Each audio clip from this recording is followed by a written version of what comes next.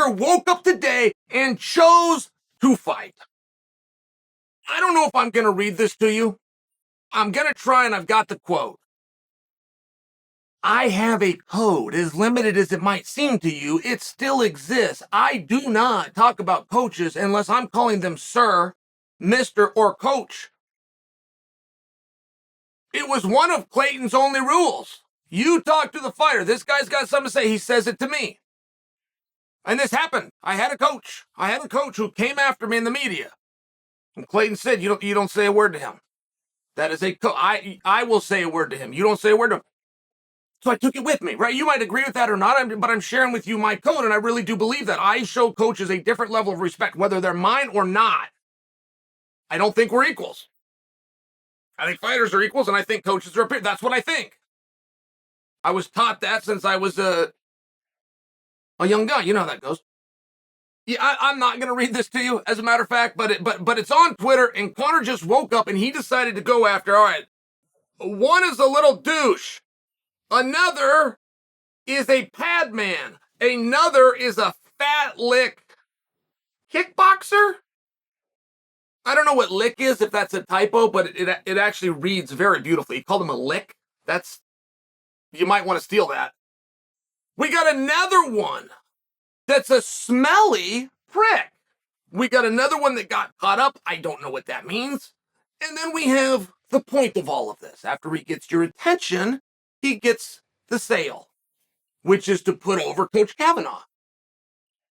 Once he puts over Coach Kavanaugh, he tells you where you can find him at SBG in Ireland. And guess what happens? You walk in there.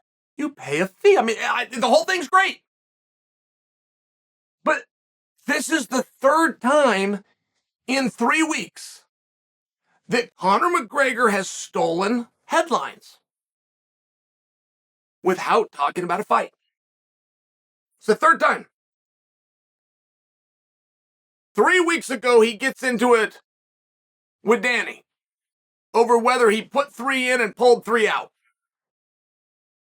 Last week, he tells USADA, I don't need you to fight. I am bigger than you. Huge. Conor McGregor versus USADA. That's a fun fight I wasn't expecting. And now we've got Conor versus the entire coaching community. You got to appreciate this stuff because you can't get it anywhere else.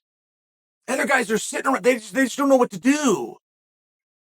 They just don't know how to get those gears going. They just don't know what to talk about. Meanwhile, Conor dominates the news and he doesn't have a fight. Are you guys aware of that with Chandler, by the way? You know they're doing the Ultimate Fighter. Yeah, I know that you know that. Do you know there is not a venue, at least that's been disclosed for us? Do you know there isn't an on sale with tickets? Do you know that Conor has not entered the pool and started his clock?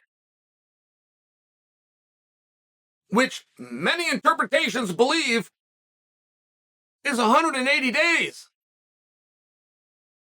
That's very interesting. I don't know if there is a fight there. I don't know it to the point that this fight was revealed to be at 170. I had a problem with that, and I came out and I spoke to you guys. And after I did, and I got you guys going, it got announced, no, hey, we're not going to do it at 7. We're going to drop it down to 55. Well, I just spoke to Team Conor 3 days ago. It's at 170. Now, I don't know what you want to make of that. I don't have a point. Other than to tell you, if you don't even know the weight class, you don't have a fight. It's as simple as that. If you do not have an agreed upon weight class, you do not have a fight. We don't get into the rules and the gloves and the venues and the participation. We don't get into any of that until we establish the weight. It is step one. Before we even have the 2 guys. What weight are we going to do? 170. Okay, great. Let's look at the field. It's one of these things. It was 70. It was revealed as 55. They told me it's 70. I won't hold them at that. There's a lot of things to keep track of. Not to mention it was a text. There could be some fumbling here, but I did follow up on it. I then went to the crew over at Monster, who works with, I said, hey, man, by the way, I'm getting told that this scrap with Chandler, who's also a Monster guy, is not taking place at 155. It's a big deal. It's a big deal to the point that I'm making that we don't have a fight. Not yet. But we have a headline, and we had one last week, and we had that before that with Conor. Now, juxtapose that. The greatest work that Jon Jones has done in a meaningful amount of time was last week when he came out and said Stipe's holding up the fight, Stipe's wasting everybody's time. That's calling Stipe dishonest. That's calling him a liar in different words. Saying Stipe is holding up the fight is the most atrocious thing that's ever been said about Stipe.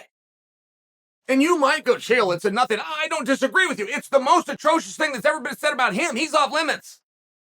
He's a hero. He's off limits. Jon came after him, man. Jon said, Boy Wonder over there ain't being straight with you guys.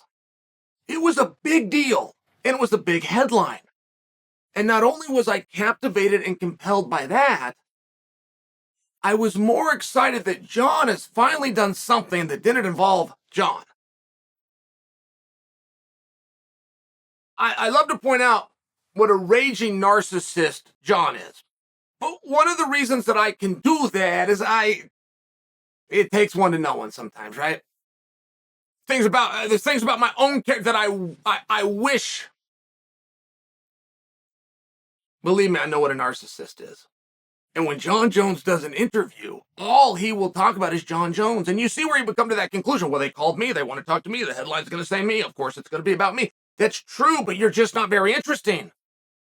I'm interviewing you, so you're already here. You're not the guy I got to get, right? Like if you're in the driver's seat going down the road, it's the passenger. It's the you're driving the car. You're already here. So when Jon's doing interviews, he doesn't need to be talking about Jon. He's already here. It's his picture they're going to put out. It's his name. It doesn't need to be a Jon story, but it always is. It's never who, what, when, why, or where. Never. And they suck. It's one crappy story after the next. Jon, you took off 3 years, and you put on 40 pounds, and nobody's ever done that before. How'd you do it? Oh, man, I had a huge secret. I brought this guy in. Man, it was a secret. God, man, I got his secret. He came out to Albuquerque. I got his secrets. God damn it, just tell us what the secret was. Ate a lot of food. I'm not making this up, guys. This was a spot that he did. That's bad. That's some bad stuff right there. But for the first time ever, he finally didn't talk about himself. He talked about something else. He talked about Stipe. He talked about the date. He talked about what was on the line. He talked about what was holding up the negotiation. It was great. And Jon knows where the bodies are buried. Jon's got enough information like that for us. That's compelling stuff.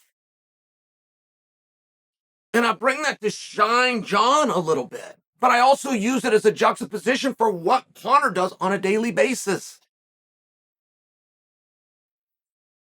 He wants to sign some folks up for $120 a month on a recurring business model. He wants to help the guy that got him there, which, by the way, Conor can just go fight one time and give that guy 10%. I mean, it'll be more than the signups ever worth. That wasn't the point. Somebody leaned on him and asked him if he could help promote the gym. So he rolled out of bed and he started promoting the gym. And his way to do it was to scorch earth on every other gym out there. I'm not telling you guys that's a good thing. I'm demonstrating for you what happened. I'm demonstrating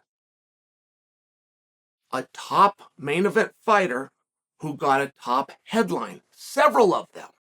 But it didn't have anything to do with a fight.